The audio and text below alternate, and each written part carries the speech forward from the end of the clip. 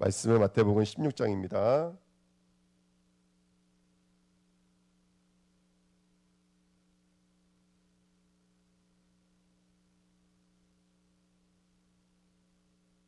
마태복음 16장 16절 한 절만 읽겠습니다. 마태복음 16장 16절 한 절만 읽겠습니다. 시몬 베드로가 대답하여 이르되 주는 그리스도시요 살아계신 하나님의 아들이시니이다. 아멘. 여러분과 인사하겠습니다. 오늘도 말씀으로 승리하시다. 네, 감사합니다. 오늘도 들음으로 하나가 되고 또 시인함으로 승리하시는 우리 주내교회 되시기를 예수님의 이름으로 축복드립니다. 자, 오늘은 신앙 고백, 시인에 대해서 한번 말씀을 좀 묵상해 봤으면 좋겠습니다. 잠언서 18장 21절에 죽고 사는 것이 혀의 힘에 달렸나니 혀를 쓰기 좋아하는 자는 혀의 열매를 맺느니라 이렇게 말하고 있고요. 누가복음 6장 45절에도 선한 사람은 마음에 쌓은 선에서 선을 내고 악한 사람은 그 쌓은 악에서 악을 내나니 이는 마음에 가득한 것을 입으로 말함이라 이렇게 말하고 있습니다. 예. 여러분, 사람은 말대로 되는 줄 믿습니다.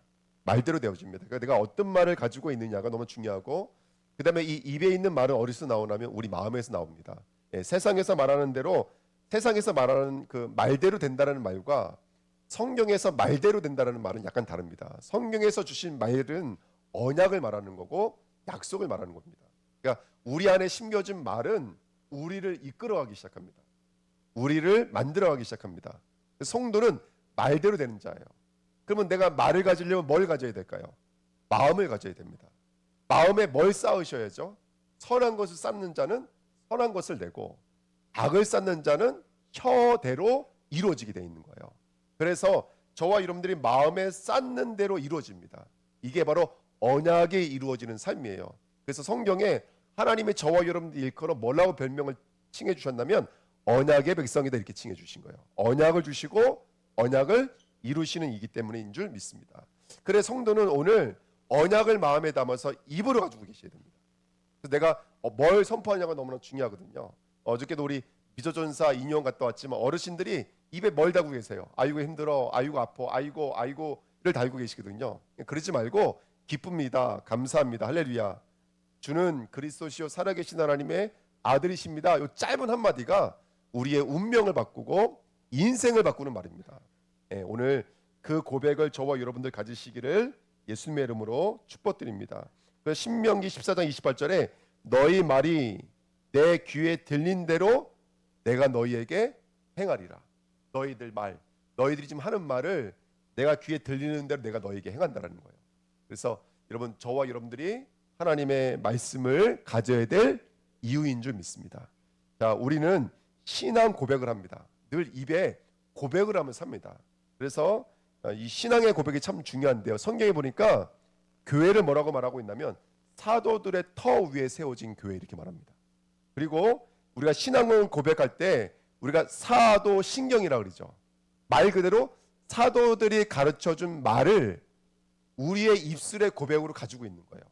그래서 교회는 어디 위에 세워져 있다라고 말하면 사도들이 가르쳐준 신앙의 고백 위에 세워져 있다 이런 말을 합니다. 지금 우리 교회는 어디에 세워져 있는 거냐면 사도들을 통해 주셨던 그 말씀을 가지고 있는 거예요.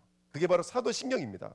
우리 아까 사도신경 고백했죠. 나는 전능하사 천지를 만드신 하나님 아버지를 믿사오며 그 다음에요 우리 주 예수 그리스도를 믿사오니 이렇게 말해요.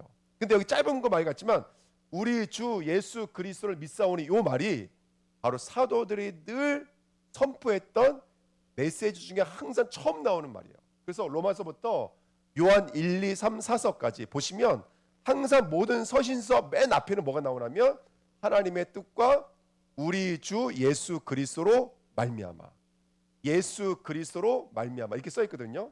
그래서 늘 서신서에는 하나님의 뜻과 성령의 인치심과 그다음에 그리스도로 말미암아 이런 말이 있고요.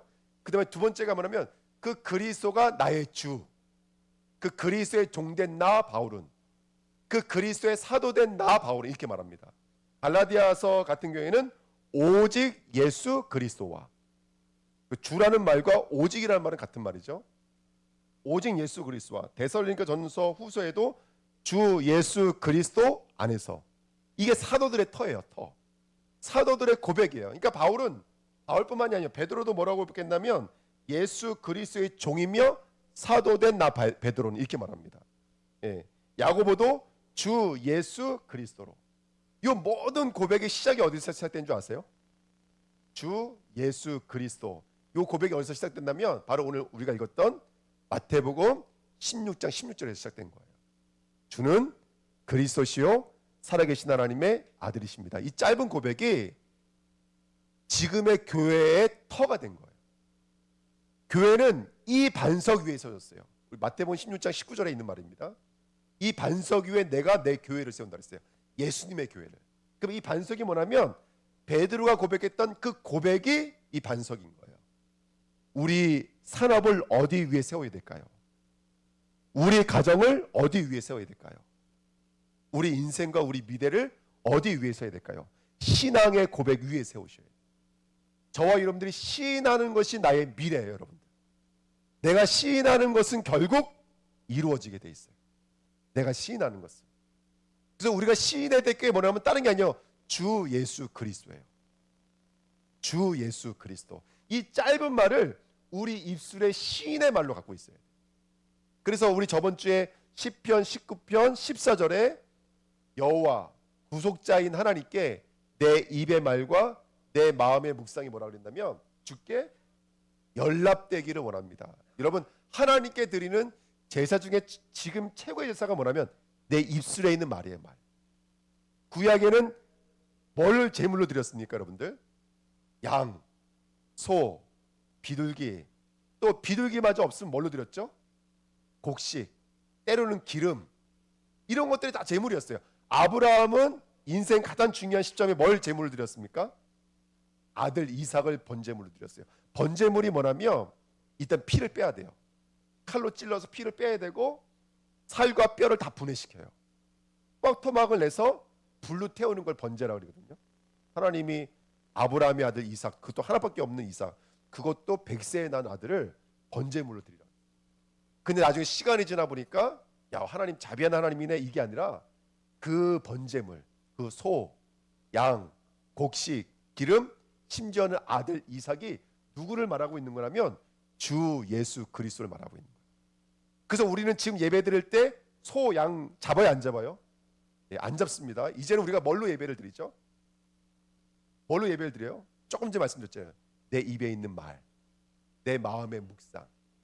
요게 연락되는 거예요. 그러니까 옛날에는 소, 양, 돼지 이게 한 가지를 말하는 거거든요. 진짜 제물은 예수였어요. 근데 지금은 반대로 됐어요. 이 예수를 뭘로 갖고 있는 거죠, 우리가? 말씀으로 분해해서 갖고 있는 거예요. 말씀으로.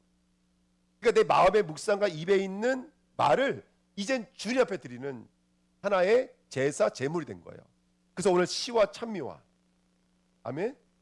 내 입술의 이 고백이 하나님 앞에 연락되어지는 예배가 되는 거고 찬송이 되는 거고 전도가 되는 거고 기도가 되는 줄 믿습니다.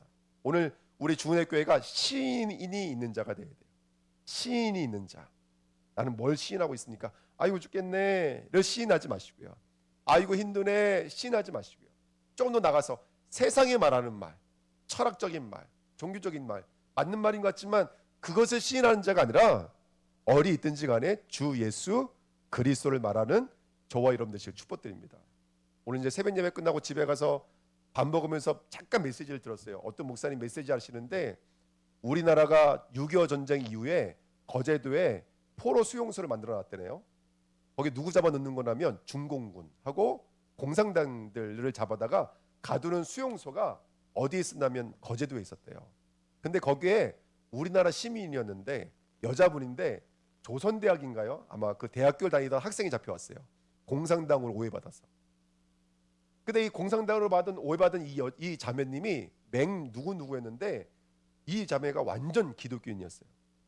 근데 그 안에서 어떻게 했냐면 복음을 전하기 시작한 거예요. 수용소에서 낮에는 막 너무 거칠은 일을 하고 밤에는 정말 이런 주먹밥 하나 간신히 얻어먹고 잠을 자야 되는데 복음을 전하기 시작한 거예요. 근데 복음을 전하는데 성령책도 없고 아무것도 없잖아요. 시멘트 포대를 찢어가지고 거기다 자기가 기억나는 대로 말씀을 적어가지고 3명씩 2명씩 수어서 모여서 예배를 드리기 시작했대요. 그다음 어떤 일이 일어났냐면 옆방에 그 환자들이 누워 있는데 이 환자들은요 요만한 주먹밥 하나 나오는 것도 나오지가 않는데요. 그러니까 사실은 그냥 거기 가면 죽는 거예요. 근데 이 맹자매님이 같이 예배드리는 사람들과 모였는데 마음이 열린 이 공상단들이 예수를 믿은 사람들이 그 주먹밥을 밥으로 쪼개가지고요 그 아픈 사람들을 돕기 시작했다는 거예요. 거기에 감동 먹은 간수들이 이 사람들이 예배드릴 수 있도록 도왔고 그 맹자매가 하는 신학교를 열 수 있도록 감옥 안에서 수용소 안에서 거기서 예수를 믿은 사람 세례받은 사람만 2,000명이 넘게 나왔대요. 2년 반 동안. 그리고 지금 장로교회 수많은 목사님, 원로 목사님들 중에서 거기 신학교를 나온 목사님들이 굉장히 많대요. 그게 대한민국의 장로교회 기틀을 만들었다고 할 정도로 중요한 사건이었다고 그러더라고요. 그래서 참 재밌는 건 뭐냐면 그 자매님이 중간에 나올 수 있었대요. 왜냐하면 이 자매님이 감옥에 있다는 걸 얘기를 듣고 교회에 같이 다니던 장로님, 힘이 있는 장로님이 쫓아와가지고 끌고 데리고 가려고 쫓아왔대요. 장로님이 힘이 있으니까 데리고 나올 수 있는 힘이 있었나 봐요. 근데 자매님이 당연히 나가지 않겠다 그랬대요. 왜냐하면 내가 나가도 여기만큼 복음을 전할 수 있는 황금 어장이 없더라는 거예요. 그래서 출소하기를 거절하고 거기서 끝까지 그 수용소에서 복음을 전했다라는 거예요. 얼마나 감사하고 눈물 나는 일인지요. 여러분 우리가 이 복음을 시인하는 삶을 오늘 저와 여러분들이 다시 한 번 더 들어가는 저와 여러분 되시길 축복드립니다. 내가 입술이 부족해서 말은 잘 못하지만 그래도 예수 말하기를 사모하는 마음으로 우리가 서야 됩니다. 내가 인식하고 말하는 것이 아니라 아우 주여 제가 전도될 때 뭐 때문에 전도된 줄 아세요? 집 이제 그 군대를 제대하고 집에를 갔는데 저희 아버지가 맨날 술 드시면 때리고 부수고 그랬던 아버지가 술을 안 드시는 거예요. 그리고 이제 예전에 저기 육지는 너무 추우니까요. 옛날 집들은요. 그 바깥을 테를 둘러서 뭐하면 비늘 치는 작업을 해요. 좀 덜 춥게 하려고. 근데 그 비늘 치는 작업을 하는데 제가 교회 나가게 된 배경이 딱 그 한 단어였어요. 아버지가 망치질을 하다가 자기 손가락을 때린 거예요. 그 옛날 같다 쓰면 욕이 나왔거든요. 저희 아버지가 뭐라 그러신다면 오 주여 폭 튀어나오시다고. 제가 그게 너무 충격이었어요. 아버지 입에서 주여라는 단어가 나오는 게 너무 충격이었던 거예요. 그래서 아버지가 하는 교회 한번 나가도 되겠다라는 마음으로 온 거예요. 그게 신앙의 시작이었어요. 20살이 넘어서 군대 갔다 와서. 여러분들 주여를 가지시기를 축복드립니다. 그냥 짧은 고백이지만 그 주여가 모든 걸 알고 계시고 모든 걸 하실 수 있는 분이시기 때문에 우리는 신앙의 고백을 가져요. 할렐루야. 아멘. 그 작은 하나의 고백이 대한민국의 역사를 바꿀 수도 있고 전 세계 사주를 바꿀 수 있는 시작점이 되기 때문에 우리는 신앙 고백의 승리를 좀 믿습니다. 그래서 교회의 시작이 신앙의 고백이었습니다. 초대교회의 신앙이 바로 신앙 고백이었습니다. 근데 너무 재밌는 건 뭐냐면 아니 왜 하나님의 터 위에 교회를 세우지 않고 예수님의 터 위에 세우지 않고 신앙 고백 위에 세우셨을까요? 신앙의 고백이 더 완전할까요? 그 신앙의 고백의 본질이신 예수 그리스도가 더 완전하실까요? 당연히 예수님이 더 완전하시죠. 왜 그런데 우리의 신앙 고백 이후에 주의 교회가 세워지게 돼 있을까요? 왜 우리의 믿음대로 되게 돼 있을까요? 여러분 우주 만물은 내 뜻대로 되어집니까? 하나님의 뜻대로 되어집니까? 하나님의 뜻대로 되어지게 되어져 있어요. 그래서 사람이 말대로 된다라는 말은 사실은 이건 틀린 말인지도 몰라요. 어떻게 보면 그럼에도 불구하고 하나님은 믿는 저와 여러분들에게 말에 권세를 부어주셨어요. 우리 입술에 권세를 부어주셨다니까요. 너가 가서 복음을 전할 때 듣는 자들이 있으면 그 집으로 들어가라는 거예요. 근데 만일 듣지 않으면 먼지를 떨고 나오라는 거예요. 저와 여러분들을 그곳에 심판이 임할 기준점이 저와 여러분들의 고백인 거예요. 우리가 누구인지를 회복하시길 축복드립니다. 하나님은 이 시대에 여러분 노윤희 집사님의 그 고백 위에 교회를 세우세요. 지금 우리 장로님 오늘 기도하셨어요. 제가 보니까 기도를 그냥 하시는 것 같지 않아요? 정말 기도하고 기도를 준비하신 것 같아요. 우리 주내교회는 그 기도의 제목 위에 서게 돼 있어요. 지금 여기 계신 우리 성도님 한 분 한 분의 그 믿음의 고백이 우리 가문을 세우는 거예요. 우리 가정을 세우는 거예요. 우리 후대를 세우는 거예요. 여러분 여기 서울에 무슨 동네에 가면요 4세 고시가 있대요. 4세 고시반. 지금 그 뭐라 그래 선행학습이라고 그러잖아요. 이게 워낙에 지금 치열한 데는요 말로 다 표현을 못 한대요. 근데 거기는요 대학 가기 위해서 학원을 보내는 게 아니라, 고등학교 가기 위해서 학원을 보내는 게 아니라, 어느 초등학교 가기 위해서 어느 학원을 보내는데, 그 학원을 보내기 위한 입시 학원이 또 따로 있대요. 4세고시라고 그러는데, 4세고시, 7세고시라고 그러는데. 근데 참 재밌는 건 뭐냐면, 거기에 보내려고 부모님들 줄 서 있는데요, 너무나 재밌는 거 뭔지 아세요? 그 학원 옆에 선행하는 사업이 있대요. 뭔지 아십니까? 정신병원이에요. 정신병원. 그 아이들의 마음을 컨트롤할 정신병원들이 선행하고 있어요. 이 아이들을 잡아가지고 막 돌려버리는 거예요. 토요일 날도 막 돌려버리고. 예. 그러니까 이 아이들이 막 영적인 문제, 정신 문제가 오니까 그 옆에 막 정신병원들이 선행한다는 거예요. 여러분, 저와 여러분들이 오늘 다시 한 번 더 우리가 누구인지를 알고 오늘 현장으로 나가시기를 예수님의 이름으로 축복드립니다. 고백하는 것이 여러분들 구원의 확증이 되어져요. 우리가 무엇을 고백하느냐에 따라서 관계가 형성돼요. 이 카이바르트가 말했던 말이고요. 마틴 로이드 존슨 목사님이 뭐라고 말했냐면, 그 고백이 우리 인생의 풍파 위를 항해하게 하는 인생의 닻이다, 이렇게 고백을 했습니다. 우리 주은혜교회는 시인하는 고백이 돼요.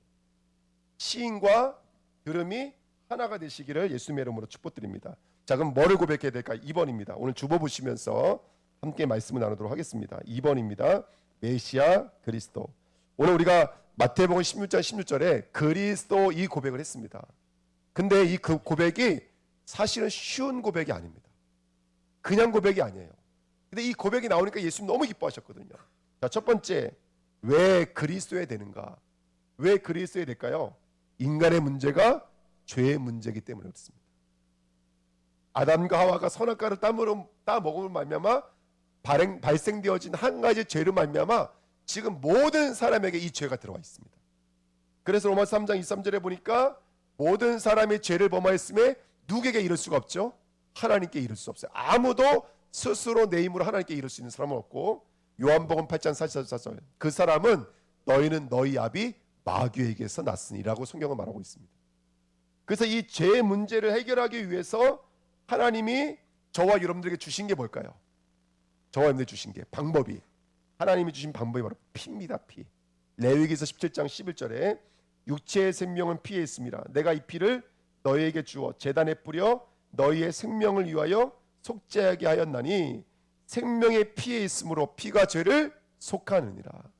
하나님이 이 죄를 해결하기 위해서 하나님이 하시는 방법이 뭐냐면 피입니다. 피.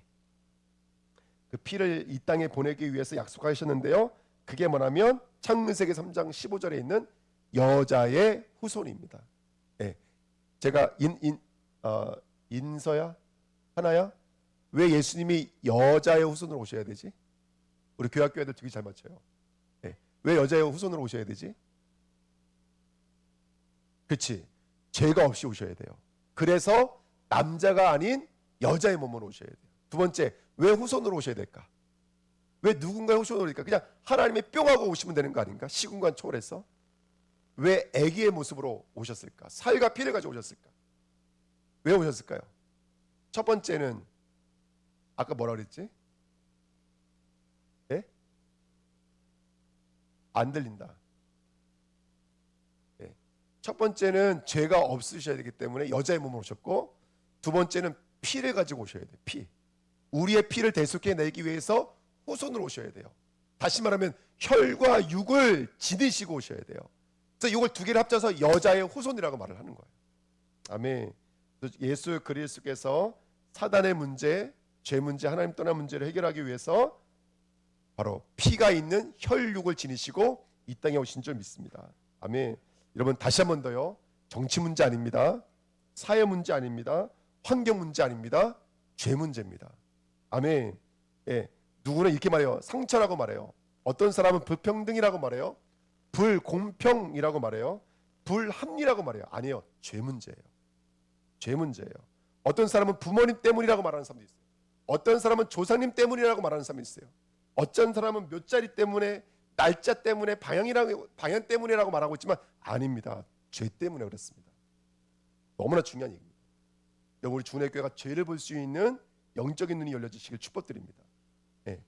저는 좋은 직장 들어가면 행복해진다고 생각했거든요. 좋은 직장의 문제가 아니었어요.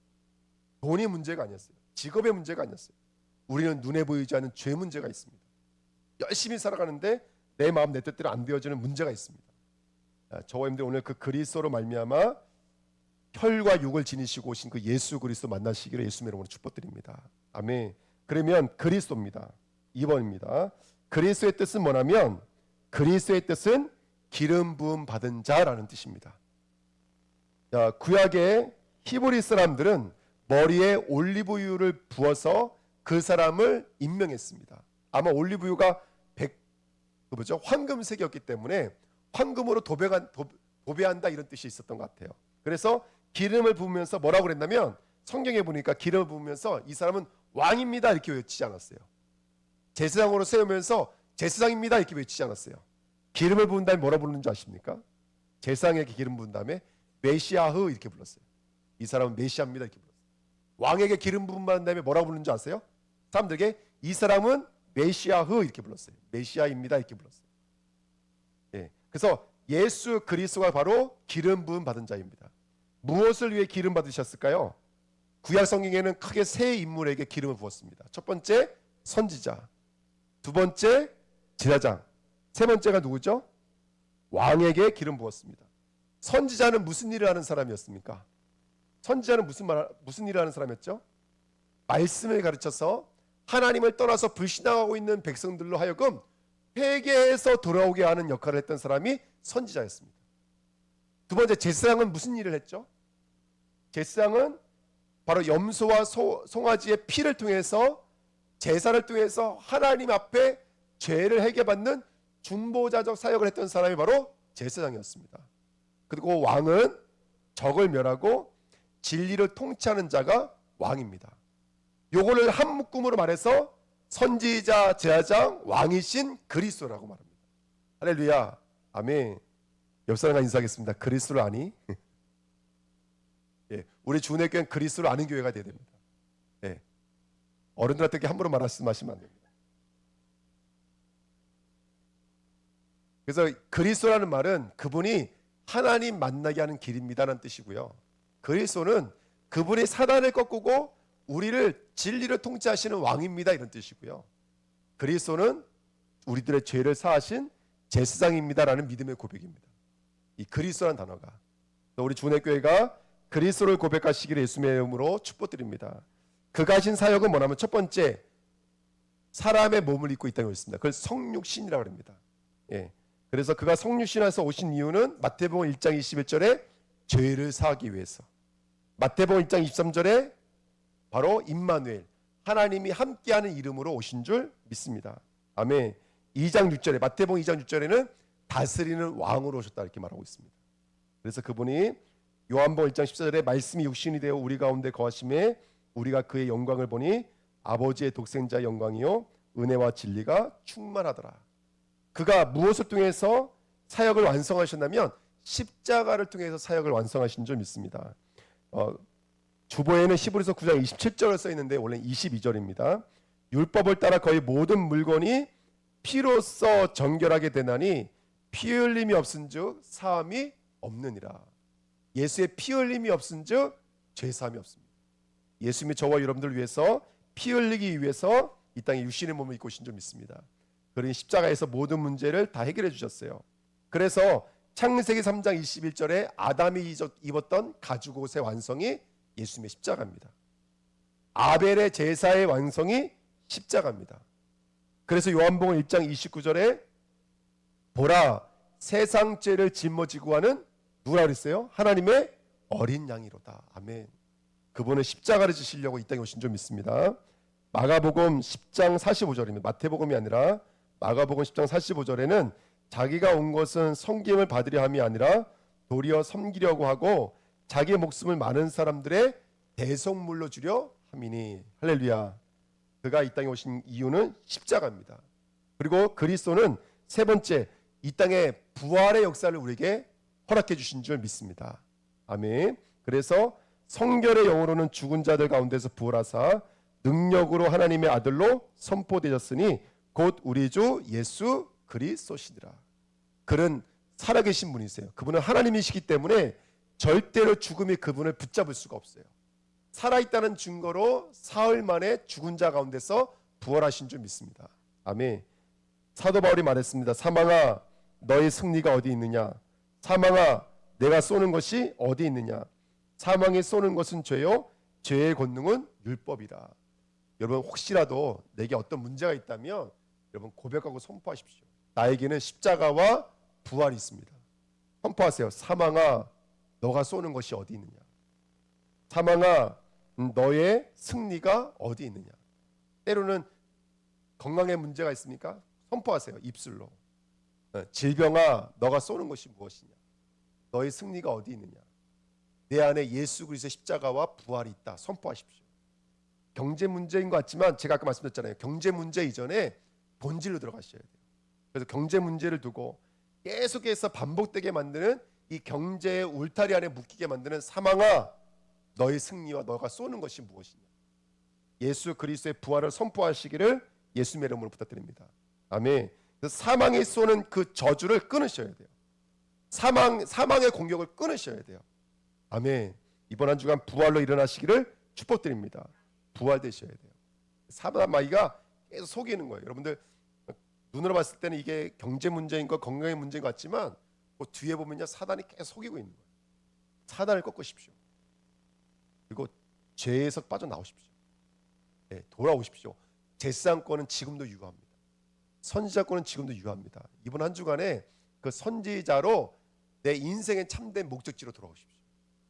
제사장으로 진짜 내 인생의 참된 자유와 해방을 누리시는 저와 여러분들이 축복드립니다. 왕권으로요 여러분들 그리스도와 함께 다스리고 전복하는 자가 되십시오. 그리스도 예수 이름으로 승리하시기를 예수님의 이름으로 축복드립니다. 그리고 그 예수님은 승천하셨습니다. 하늘로 올라가셨습니다. 왜 하늘로 올라가셔야 될까요? 왜 하늘로 올라가셔야 될까요? 이 승천을 또 다른 말로 승귀라고 합니다. 모든 사역을 완성하시고 그분이 승리하셨다는 것을 표하기 위해서 어느 자리로 올라가시냐면 하나님의 자리로 올라가셔야 돼요. 그래서 지금 예수님은 하나님이 계시는 보좌 우편에 앉아서 이 우주 만물을 통치하시고 다스리는 줄 믿습니다. 나에게는 승천이 있습니다. 근데 승천이 약속하신 것은 뭐냐면 요한복음 14장 3절에 내가 처소를 준비하러 가노라. 저와 여러분들이 있어야 될 그 천국의 자리를 준비하러 가신다고 말씀해 주셨습니다. 그래서 바울은 빌립보 3장 20절에 나의 시민권은 땅에 있지 않고 어디에 있다 그랬어요? 하늘에 있다. 나는 땅을 살고 있지만 내 배경은 뭐다라는 거예요. 내 배경, 내 시민권은 하늘이다 이렇게 말을 했어요. 하늘 시민권 누리시기를 예수님의 이름으로 축복드립니다. 아멘. 계시록 21장에는요 예수와 함께 보좌 우편에 앉아서 다스린다 그랬어요. 여러분. 1000년 동안 다스린다 그랬어요. 지금 저와 여러분들이 다스리고 있는 줄 믿습니다. 아멘. 그래서 여러분 그냥 아무것도 아닌 것 같지만 다스리는 거예요. 어저께 인용 가서 예배를 드리는데 저희들이 인용 가서 예배를 드리면 거기 있는 복지사님이나 요양사분들이 그렇게 저희들에게 협조적이지가 않아요. 안 왔으면 해요. 사실은 이분들은 힘들어요. 왜냐하면 이제 막 그 아프신 분들을 휠체어에 밀고 예배 드린 데까지 내려와야 되니까 안 좋아하세요. 사실은. 근데 한 분 그 사회복지사님이 은혜를 받으셨나 봐요. 그래서 저희들 막 도와주세요. 예수 믿는 분도 아닌데. 그래서 저희 어저께 예배 드리러 갔다 왔는데 뭐라 그러시냐면 지금 모시고 내려올 수 있는 요양사분이 안 계셔서 3명밖에 못 내려온다는 거예요. 그 위에 계시는 요양사님 다 예수 안 믿는 분들이니까 우리를 도와줄 이유가 한 명도 없는 거예요.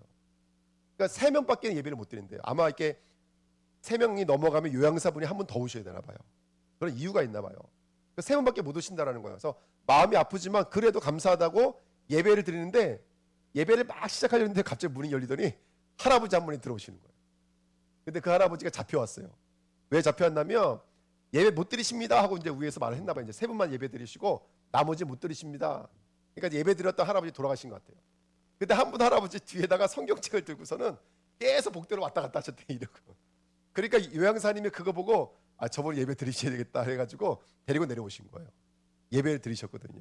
여러분 그냥 우연이 아니라 그냥 지나가는 일이 아니라 하나님이 지금도 어떻게든지 한 영혼을 붙들고 계시는 거예요.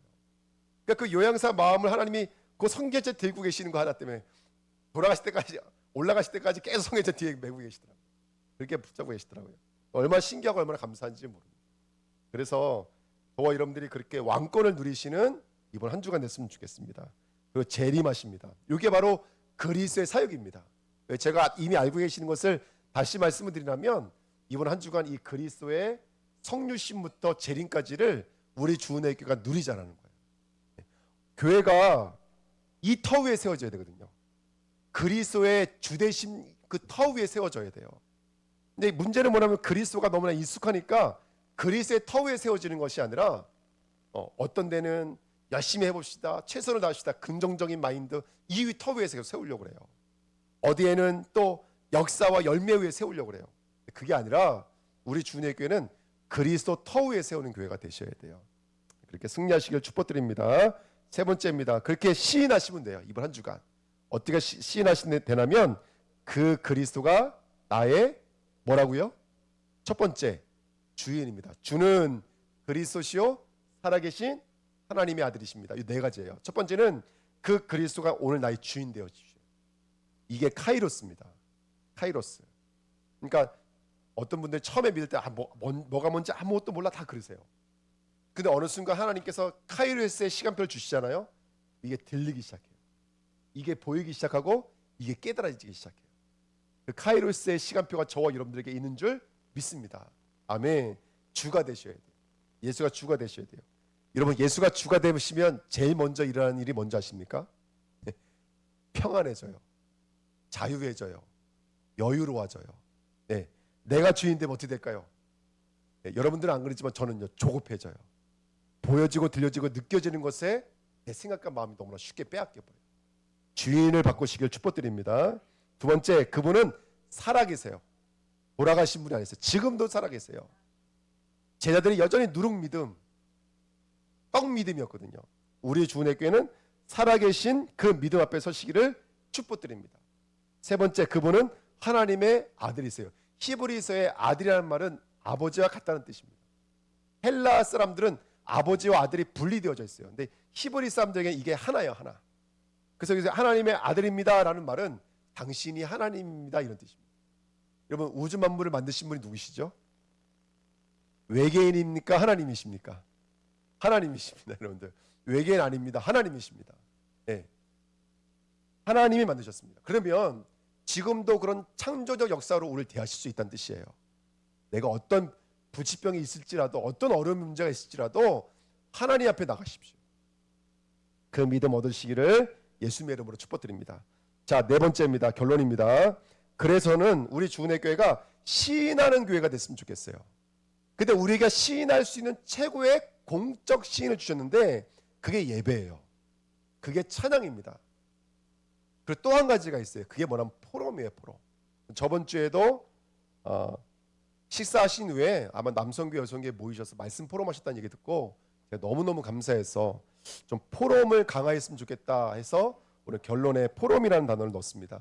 식사 마친 후에 좀 이렇게 같이 모이셔서 내가 이번 주에 붙잡은 말씀들을 서로 포럼하시면서 이게 시인되어질 때 삶의 능력으로 나타나는 것을 경험하고 체험하게 될 줄 믿습니다. 아멘.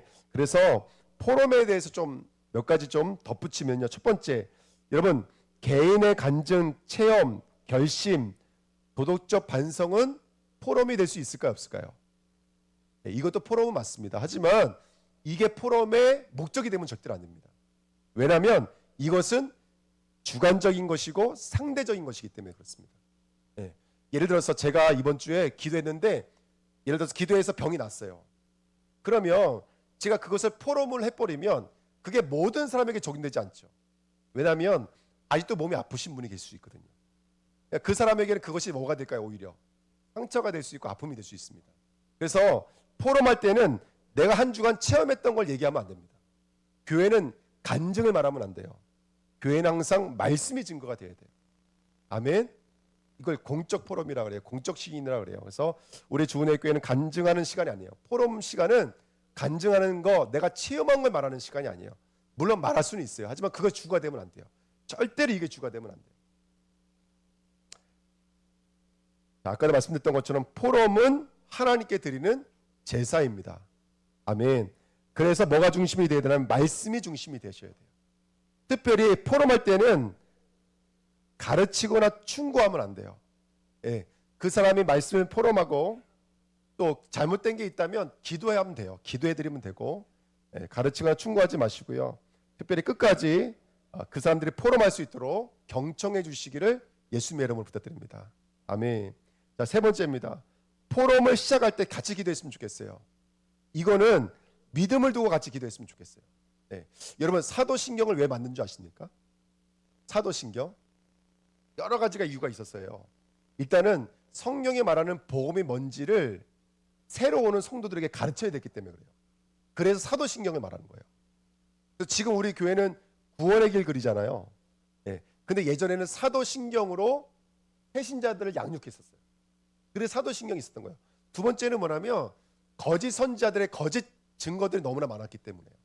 그래서 우리 주은혜교회가 포럼을 시작하기 전에 여러분 어떤 고백을 놓고 기도해야 되냐면 첫 번째 들음이 있는 포럼이 되게 앞섰어. 네. 다시 말하면 이 포럼을 통해서 들려지는 포럼 되게 해달라 기도하시면 돼요. 네. 이게 포럼의 축복이고요. 두 번째는 여러분 성령이 아니면 주라고 시인할 수 없다라고 성경에 써 있습니다. 성령의 도우심을 구하세요. 할렐루야. 세 번째는 여러분 나의 믿음 없는 곳을 도와달라고 함께 기도해야 됩니다. 귀신 들린 아이의 아버지가 그 아이의 병을 고치려고 예수님께 왔어요.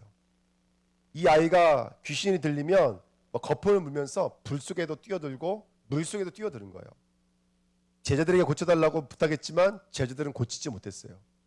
그러면서 이 아이의 아버지가 예수님께 뭐라고 말했냐면 이렇게 말했어요. 무엇이든지 할 수 있거든 이 문제를 좀 해결해달라고 부탁을 했어요. 그때 예수님께서 뭐라고 말씀하셨냐면 할 수 있거든이 무슨 말이냐? 믿는 자에게 능치 못할 일이 없느니라 이렇게 말씀해 주셨어요. 근데 중요한 건 뭐냐면 그때 이 아이의 아버지가 뭐라고 고백한 줄 아세요? 네, 고쳐주세요 이렇게 말하지 않았어요. 이렇게 고백합니다.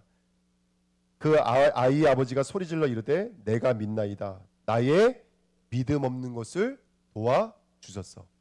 뭐라 그랬다고요? 내가 믿나이다. 나의 믿음 없는 것을 도와주소서. 그러니까 포럼하기 때 여러분 우리가 말씀을 100% 깨달을 수 있는 사람은 아무도 없어요. 믿음을 달라는 사모하는 마음으로 기도하셔요. 네, 마지막으로 야고보서 2장 22절 말인데요. 여러분 믿음은 행함과 함께 일하기 시작해요. 여러분들이 입으로 뱉으잖아요. 그러면 그 뱉는 것들이 하나님이 역사와 함께 일하기 시작한다는 뜻이에요. 그러니까 우리가 입으로 뱉고 우리가 행동할 때 역사하는 거예요. 그러니까 쉽게 말하면 기도하지 않으면 응답을 누릴 수가 없어요. 응답이 이미 와 있는데도 불구하고 기도하지 않으면 기도의 응답을 누릴 수가 없어요. 전도하지 않으면 전도의 열매를 맺지 못하는 것처럼 그게 믿음이 행함과 함께 일한다 말하는 거예요. 그래서 내가 오늘 고백하는 것이 믿음이 되게 하옵소서를 두고 저와 여러분들 함께 기도했으면 좋겠습니다. 자, 오늘 말씀 붙잡고 합심으로 한번 기도하겠습니다. 하나님 아버지 감사드립니다. 언약의 말씀이 이루어지도록 축복해 주옵소서. 나의 믿음 없는 것을 도와주시고 믿음이 믿음 되어지도록 하나님 역사해 주옵소서. 하나님은